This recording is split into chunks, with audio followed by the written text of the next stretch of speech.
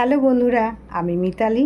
আর আজ আমি তোমাদের সামনে একটা সুস্বাস্থ্যকর চটজলদি জলখাবারের রেসিপি নিয়ে হাজির হয়েছি। আর সেই চটজলদি রেসিপি কি, চলো দেখে নিই।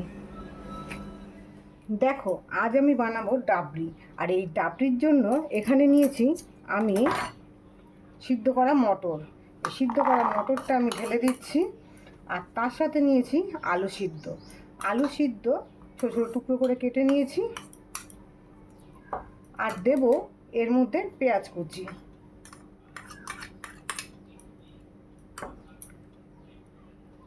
শসা কুচি দিচ্ছি,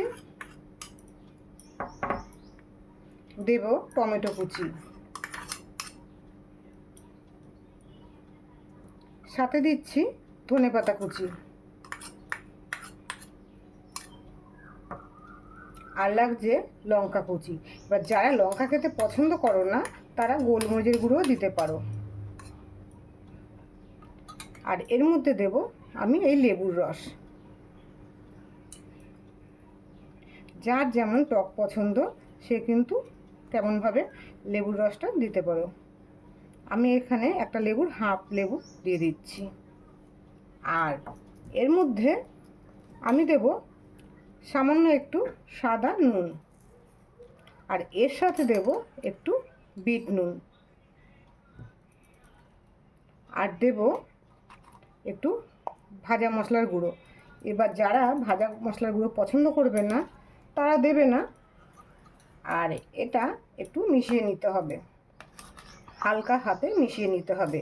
আমরা যখন স্কুলে পড়তাম তখন স্কুলের সামনে ঠেলা গাড়িতে এই ডাবরি বিক্রি হতো। তো সেখানে কিন্তু এই শসা কুচি, টমেটো কুচি এগুলো দিত না। তো আমার ভালো লাগে তাই আমি নিজে যোগ করেছি। তোমরা চাইলে এর সাথে গাজর কুচিও দিতে পারো। আর এটা দেখো কতটা হেলদি, সকালবেলা বিকেলবেলা টিফিনের জন্য খুব ভালো একটা খাবার। না কোনো গ্যাসের ঝামেলা, না কিছু, শুধু একটু মটর সিদ্ধ করে নিলেই কিন্তু এটা হয়ে যায়। যদি লেবু না থাকে তোমরা কিন্তু চাট মশলাটাও দিতে পারো। দেখো কত জলদি একটা সকালের জলখাবার তৈরি হয়ে গেল। কি দারুণ না? দেখো কত জলদি একটা জলখাবার রেডি।